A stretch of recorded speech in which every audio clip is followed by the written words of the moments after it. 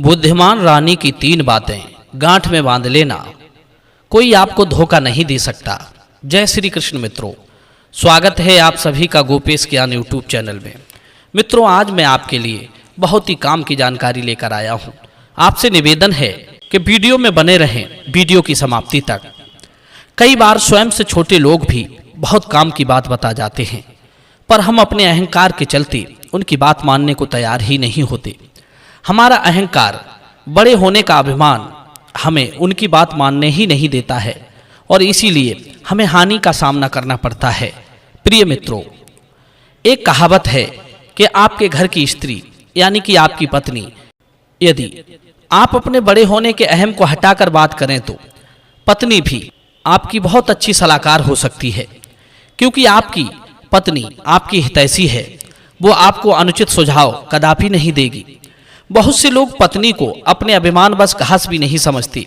उन्हीं लोगों का एक दिन पतन हो जाता है। लंकापति रावण ने अपनी भार्या मंदोदरी का हित भरा सुझाव कभी नहीं माना, इसीलिए उसका सर्वनाश हो गया। पत्नी को पैर की जूती या भोग की वस्तु कभी नहीं समझना चाहिए। यदि उसके द्वारा दी गई सलाह नीति संगत है और आपके हित में है तो एक बार उस पर भी विचार करके देख लेना चाहिए। प्रिय बंधुओं, आज मैं आपको इस कहानी के माध्यम से बहुत सुंदर संदेश देने जा रहा हूं। यदि आपने इसे ध्यान से सुन लिया और समझ लिया तो कोई भी आपको धोखा नहीं दे पाएगा। ये कहानी आपको आपके शत्रुओं से सावधान करेगी। तो चलिए गौर करते हैं इस कहानी पर। मद्र देश का राजा था जिसका नाम था दुर्दनु। उनकी एक बहुत सुंदर भार्या थी, बिरमावती। बिरमावती सुंदरता के साथ साथ बहुत बुद्धिमान भी थी। वो जब तब अपने राजा को एक अच्छा सुझाव देती रहती थी, पर राजा बड़ा घमंडी था। वो अपनी रानी की सलाह को कभी नहीं मानता था। वो अपने विश्वास पात्र मंत्री जयसिंह पर आंखें मूंद कर विश्वास करता था। मंत्री की हर सलाह को सही मानता था। जयसिंह राजा के इसी विश्वास का फायदा उठाना चाहता था। वो राजा को रास्ते से हटाकर स्वयं राजा बनना चाहता था, पर रानी बिरमावती के चलते वो अपने मकसद में कामयाब नहीं हो पा रहा था। कई बार उसने राजा के साथ विश्वासघात करने का प्रयास किया, पर वो असफल रहा। रानी बिरमावती उसकी दुष्ट मनसा को भली भांति समझती थी, पर राजा दुर्दनु ने कभी ये बात जानने का प्रयास ही नहीं किया और न कभी उसने अपनी रानी की बात को माना। धीरे धीरे समय गुजरता चला गया। एक दिन राजा को किसी काम के लिए दूसरे देश में जाना था। राजा ने राजकाज की जिम्मेदारी अपने विश्वास पात्र मंत्री जयसिंह को सौंप दी और दूसरे देश के लिए चला गया। और जब वो अपने मित्र देश से लौटकर वापस आया तो उसने देखा कि उसके खजाने से बहुत सारा धन गायब है। यह देखकर राजा को बड़ा आश्चर्य हुआ कि इतने थोड़े दिनों में ही मेरा खजाना आधा खाली हो गया। आखिर इतना सारा धन कहाँ गया? उसने अपने विश्वास पात्र मंत्री से कहा कि इतने सारे धन का क्या किया? तो मंत्री ने बताया, महाराज, आपके जाने की खबर हमारे दुश्मन देश को लग चुकी थी। वे हम पर आक्रमण करने की रणनीति बना रहे थे, इसलिए आनन फानन में हमें नई सैनिकों की भर्ती करनी पड़ी। कोष का धन सैनिकों के अस्त्र शस्त्रों में खर्च हो गया। राजा साहब मंत्री पर तो वैसे भी आंखें मूंद कर विश्वास करते थे। उन्होंने सोचा, यदि ऐसा है तो कोई बात नहीं, तुमने जो किया अच्छे के लिए ही किया है। उसने जो धन खर्च हुआ था उसकी कोई जांच पड़ताल नहीं की। यह देखकर राजा की पत्नी बिरमावती कहने लगी, महाराज, किसी पर हद से ज्यादा विश्वास करना, उसकी परीक्षा ना करना, ये आपकी मूर्खता कहलाएगी। यही मूर्खता आपको किसी दिन बहुत बड़े संकट में डाल सकती है। धोखा अक्सर उन्हीं से मिलता है जिन पर हद से ज्यादा विश्वास मनुष्य कर लेता है। विद्वान लोग कहते हैं, अविश्वासी का विश्वास नहीं करना चाहिए और विश्वासी का भी विश्वास नहीं करना चाहिए। यदि कोई व्यक्ति आपका विश्वास पात्र है, उसकी भी छुपकर बीच बीच में परीक्षा करते रहना चाहिए। रानी बोली, महाराज, मुझे ऐसा लगता है कि आपका मंत्री आपके विश्वास करने का गलत फायदा उठा रहा है। वो अपनी मीठी बाणी से आपको फंसा रहा है। और बुद्धिमान लोगों ने पहले ही कहा है कि जो धूर्त लोग होते हैं वे तभी तक मृदु व्यवहार करते हैं, प्रशंसा करते हैं, नमन, सेवा, दान और प्रिय वचन बोलते हैं, जब तक उनका अपना कार्य सिद्ध नहीं होता। वे बड़ी चालाकी से पहले तो अपने ऊपर अत्यंत विश्वास पैदा कराते हैं, उसके बाद उसका नाश कर देते हैं। धूर्त लोग जिसका बुरा करना चाहते हैं वे पहले उसका अच्छा करते हैं। ठीक उसी तरह जैसे बहेलिया हिरण का वध करने के लिए पहले सुंदर स्वर से उसके लिए रिझाता है, बाद में मार डालता है। कहते हैं बिना ठगी किए बहुत सा धन लोग शीघ्र नहीं कमा पाते। बिना दूसरे का धन हरण किए कोई बड़ा धनी नहीं हो सकता और बिना प्रपंच के इच्छित कार्य सिद्ध नहीं हो सकता। कहते हैं राज्य, सेवक, स्त्री, पुत्र को लेकर मनुष्य को क्षण भर के लिए भी असावधान नहीं रहना चाहिए। अपना जीवित रहते हुए मंत्री और पुत्र को अपना संपूर्ण स्वामित्व प्रदान नहीं करना चाहिए। जो पुत्र स्वभाव से भी सद्गुणी हो उसको भी अपना संपूर्ण अधिकार दे देना महान अनर्थ का कारण तथा मद पैदा करने वाला होता है। रानी के इतना समझाने के बाद भी राजा सचेत नहीं होता है। वो उल्टा रानी को ही गलत समझने लगता है। राजा सोचता है जरूर मेरी रानी को मेरी मंत्री से ज्यादा घनिष्ठता से जलन हो रही है। उसने रानी ब्रह्मावती की बात पर कोई ध्यान नहीं दिया। वो अपने मंत्री पर पहले की भांत आंखें मूंद कर विश्वास करता रहा। एक दिन की बात, राजा अपने राज्य का रात्रि में भ्रमण कर रहा था तो उसने देखा कि उसका विश्वास पात्र मंत्री अपने पड़ोसी राज्य से चोरी छिपे अपने राज्य में प्रवेश कर रहा था। मित्रों, मंत्री अपना मुंह छिपाए था। ये वही राज्य था जिसके बारे में वो राजा को पहले ही बता चुका था कि यही राज्य हमारे राज्य पर चढ़ाई करने की योजना बना रहा था। दुश्मन देश से मंत्री का चोरी छुपे आना, यह बात राजा को पसंद नहीं आई। राजा ने उसी क्षण अपने मंत्री से पूछा, हे मंत्री, दुश्मन देश के राज्य की सीमा में जाना और वहां से चोरों की तरह लौटने से तुम्हारा क्या प्रयोजन है?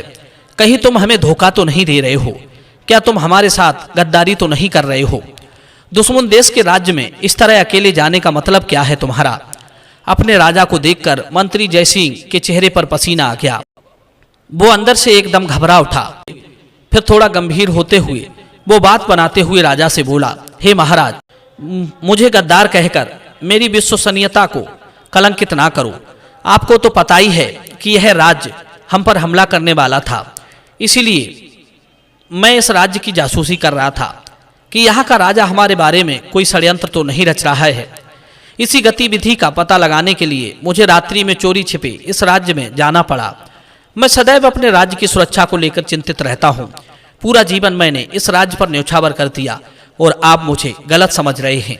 मैंने अब तक आपके लिए जो कुछ किया है वो सब बेकार हो चुका है। इतना कहकर मंत्री फूट फूट कर रोने लगा। राजा मंत्री के झूठे स्वांग में आ गया और वो मंत्री से बोला, हे मंत्री, मुझे क्षमा करना। मैंने तुम्हारी वफादारी पर संदेह किया। हमें तुम्हारे जैसे देशभक्त और स्वामी भक्त पर गर्व है, पर आप अपनी जान जोखिम में डालकर जासूसी करने दूसरे मुल्क में क्यों गए? यह काम तो हमारे गुप्तचर भी कर सकते थे।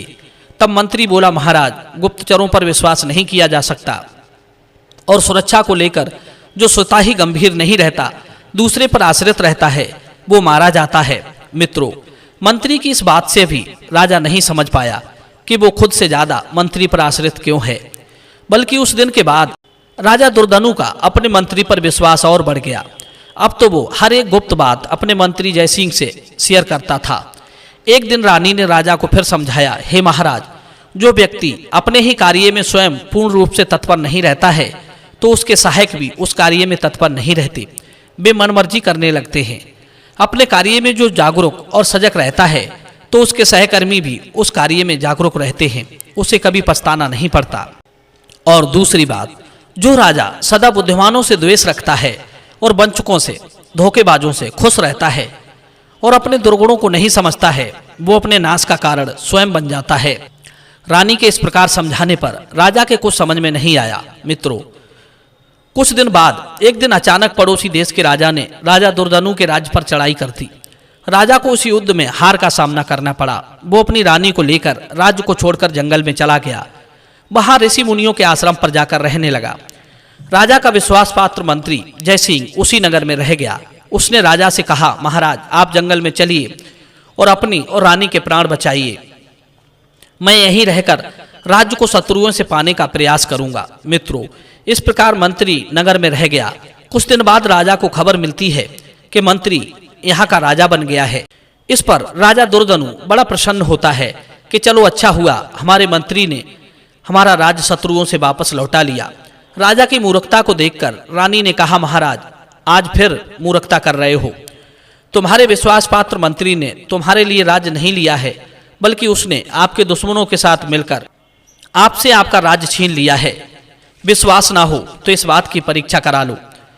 अब तो राजा ने अपने एक दूत को नगर में भेजा और उसने जाकर जयसिंह से राजा का समाचार सुनाया और कहा, हे मंत्री जी, राजा साहब आपके कार्य से बहुत प्रसन्न हैं। आपने शत्रुओं से राज्य लौटाकर बहुत बड़ा काम किया है। राजा साहब इसके लिए आपको सम्मानित करेंगे। वे अतिशीघ्र राज्य में लौटकर राज्यभार संभालने वाले हैं। दूत की बात सुनते ही मंत्री क्रोध से लाल पीला हो उठा। वो पहले से ही राजा बना बैठा हुआ था। उसने दूत से कहा कि जाओ और अपने उस वनवासी को, जिसको तुम राजा मानते हो, उससे कह देना कि नगर में आने की भूल भी ना करें, वरना प्राणों से हाथ धोना पड़ेगा। अब यहाँ का राजा मैं हूँ। इसी दिन के लिए मैंने उस मूर्ख दुर्दनु की चापलूसी की थी। इस राज्य पर पड़ोसी राज्य से मिलकर मैंने ही चढ़ाई करवाई थी। राजा दुर्दनु के दूत ने जब ये संदेश दुर्दनु को दिया तो सुनते ही उसके पैरों के नीचे जमीन खिसक गई। वो पश्चाताप की अग्नि में जलता हुआ अपनी रानी से क्षमा मांगने लगा।